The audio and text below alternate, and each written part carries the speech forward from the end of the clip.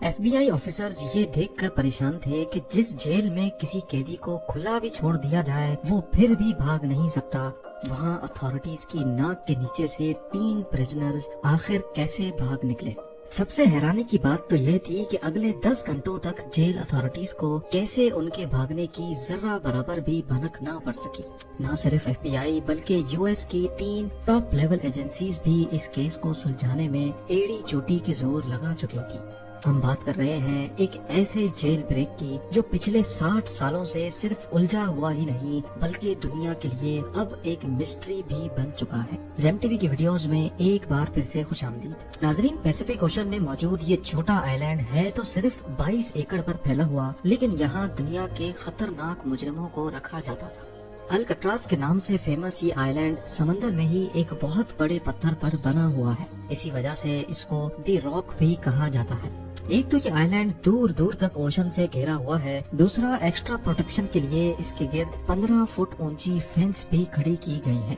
Jail sergeants की 24/7 monitoring के साथ साथ, क्योंकि ये पैसिफिक ओशन की ओपनिंग में मौजूद है, तेज हवाएं और ऊंची लहरें इस आइलैंड को हमेशा घेरे रखती हैं। इन सब कंडीशंस को देखते हुए 1934 में इसको फेडरल प्रिजन डिक्लेयर कर दिया गया, जहां हद से ज्यादा सिक्योरिटी दी जाती थी। इन शॉर्ट, यहाँ अगर कोई एक बार आ गया तो खुद से निकलना किसी भी सूरत मुमकिन नहीं था। इस जेल को इनएस्केपेबल का दर्जा हासिल था, लेकिन 12 जुलाई 1962 को अल्कट्राज का सारा भरम तब टूटा जब 3 प्रिजनर्स यहाँ की सिक्योरिटी को बड़ी महारत से धोखा देकर फरार हो गए। इस कहानी के मेन किरदार ये 4 लोग हैं, जिनमें जॉन विलियम एंगलिन और क्लियरेंस एंगलिन आपस में भाई हैं। इनको एक बैंक रॉबरी के केस में यहाँ रखा गया था। उसके बाद ये है फ्रैंक मॉरिस, जो 13 सालों की एज से ही ऑन एंड ऑफ जेल की शक्ल देखता रहा है। इसको भी अल्कट्राज में बैंक रॉबरी की वजह से रखा गया था। आखिर में ये है एलन वेस्ट, जो पहले भी कई बार दूसरे जेलों से भागने की कोशिश कर चुका है। इसी वजह से इसको मैक्सिमम सिक्योरिटी के लिए अल्कट्राज में रखा गया।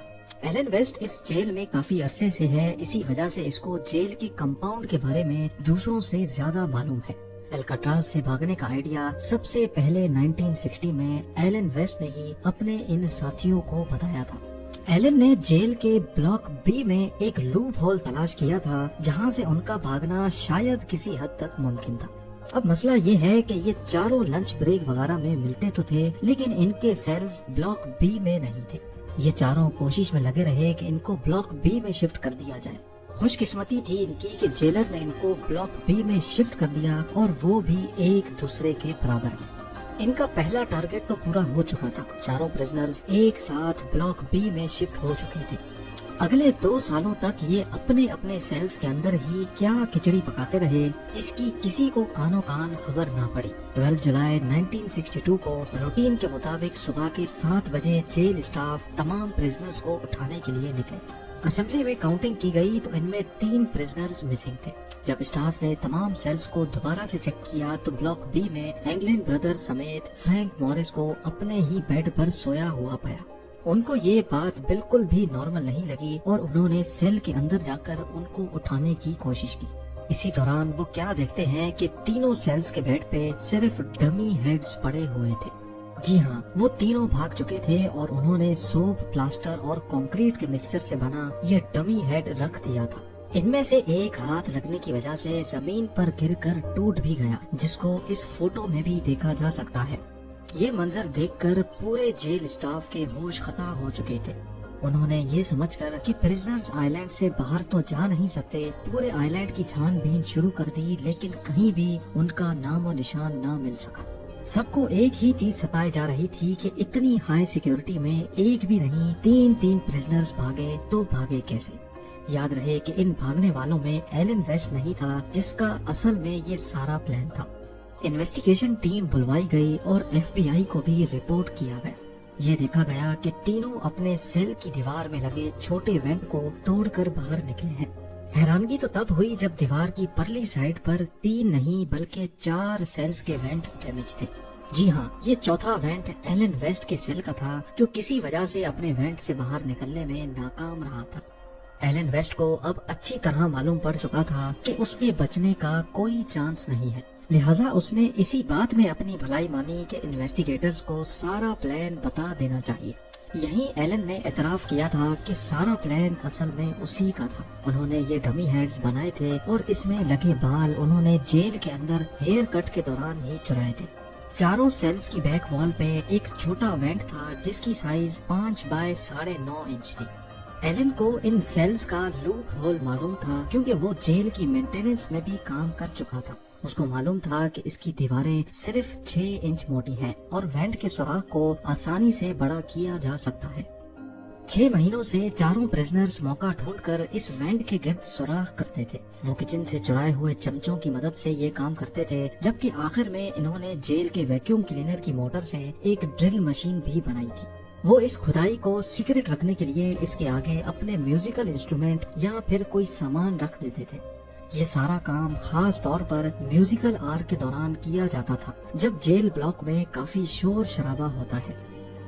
وینٹ ایک کوریڈور میں نکلتا تھا جہاں کوئی سیکیورٹی نہیں تھی۔ یہاں سے ایک ڈرین پائپ سیدھا بلاک کی چھت پر جاتا ہے جہاں وہ اکثر مینٹیننس کے لیے کام کرتے تھے۔ الکاٹراز میں پریزنرز کو بزی رکھنے کے لیے ان سے مینٹیننس کا کام کروایا جاتا تھا۔ یہ چاروں پریزنرز بھی مینٹیننس کرنے چھت پہ جایا کرتے تھے اور اس بہانے وہ اپنے بھاگنے کے پلان کے لیے ہر چھوٹی سے چھوٹی چیز کا جائزہ بھی لیتے تھے۔ چھت سے وہ ایک اور پائپ کو یوز کر کے نیچے اترے اور پھر آئیلینڈ کی 15 فٹ بڑی فینس کو ٹاپ کر بھاگ نکلے۔ انہوں نے اپنی ساری تیاری پوری کر رکھی تھی۔ ربڑ رین کوٹس کو جوڑ کر اپنے لیے ایک انفلیٹیبل رافٹ بھی پہلے سے ہی بنا رکھی تھی۔ یہ رین کوٹس جیل ایڈمنسٹریشن کی طرف سے ہی دیے جاتے تھے جو وہ بہانے سے اکٹھے کرتے جا رہے تھے۔ اس کے علاوہ رین کوٹ سے ہی انہوں نے اپنے لیے لائف جیکٹ کی طرح کوئی چیز بھی بنائی تھی جو کہ رافٹ کے کام نہ کرنے پر ان کو پانی میں ڈوبنے سے بچائے گی۔ پر ایف بی آئی کے لیے اصل سوال ابھی تک یہی تھا کہ بھاگنے والے پریزنرز اب کہاں ہیں۔ ان کے چوتھے ساتھی ایلن ویسٹ نے بتایا کہ پلان کے حساب سے ان کو سب سے پہلے الکاٹراز کے نارتھ میں اینجل آئیلینڈ سے گزر کر مین لینڈ میں اترنا تھا جہاں سیکیورٹی نہ ہونے کے برابر ہوتی ہے۔ وہاں سے ان کو ایک گاڑی اور کچھ کپڑے چرانے تھے۔ الکاٹراز کے گرد سارے مین لینڈز پر چھان بین کی گئی لیکن کہیں سے بھی چوری یا رابری کی کوئی رپورٹ نہیں ملی۔ امپاسبل سیکیورٹی کو چکما دے کر بھاگنے والے پریزنرز کو سمندر نکل گیا یا پھر ایلن ویسٹ کی کہانی بھی ایف بی آئی کو چکما دینے کے لیے بنائی گئی تھی۔ ان تینوں کا کہیں کوئی نام و نشان نہیں مل رہا تھا۔ بلاک بی کی چھت پہ موجود فٹ پرنٹس جہاں یہ ساری چیزیں بنائی گئی تھیں وہ سیکرٹ ورک شاپ اور جس پائپ پر لٹک کر وہ نیچے اترے تھے اس پر پیروں کے نشان دیکھ کر یہ تو ویریفائی ہو گیا کہ ایلن ویسٹ کی کہانی جھوٹی نہیں ہے۔ اب ایف بی آئی کے ساتھ ساتھ coast guards, bureau of prison اور یو ایس مارشل سروس کو بھی اس کیس میں شامل کر کے سمندر میں پریزنرز کو ڈھونڈنا شروع کر دیا گیا، پر ان کو کہیں بھی نہ پریزنرز ملے اور نہ ہی کوئی رافٹ یا پھر لائف جیکٹ۔ یہ پولیس کیس سے ہٹ کر اب ایک مسٹری کیس بننے جا رہا تھا۔ اگلے 4 دنوں میں کوسٹ گارڈز کو تیرتا ہوا لکڑی سے بنا ایک پیڈل ملا جو کہ مانا جاتا ہے کہ اس رافٹ کا ہی پارٹ ہے۔ اس کے بعد رین کوٹ سے بنے 2 بیگز بھی ملے جس میں پریزنرز کا پرسنل سامان جیسا کہ فیملی فوٹو اور لیٹرز وغیرہ موجود تھے۔ اس سے یہ اندازہ لگایا گیا کہ تینوں پریزنرز زندہ مین لینڈ پر نہیں پہنچے کیونکہ یہ آئٹمز ایسے ہیں جن کو کوئی بھی پریزنر آسانی سے نہیں چھوڑتا۔ کوئی بھی ڈیڈ باڈی 2 دنوں کے بعد پانی کے سرفیس پہ فلوٹ کرنے لگتی ہے، لیکن اگلے کئی مہینوں تک انویسٹیگیشن ٹیم کو نہ کوئی باڈی ملی نہ کوئی باڈی پارٹ۔ ایک تھیوری یہ بھی ہے کہ تینوں پریزنرز رافٹ سے نہیں تو سوئم کر کے مین لینڈ پہنچ گئے ہوں گے، کیونکہ 1962 میں اسکیپ کے بعد ایف بی آئی نے انگلینڈ بردرز کی فیملی پر کڑی نظر رکھی ہوئی تھی۔ ان کے ایک بھتیجے ڈیوڈ وڈنر نے ایف بی آئی کو بتایا کہ جان اور کلیرنس کے بڑے بھائی نے موت کے وقت اپنی بہنوں کو بتایا کہ ان کے بھائی صحیح سلامت موجود ہیں اور وہ ان کے ساتھ کانٹیکٹ میں ہیں۔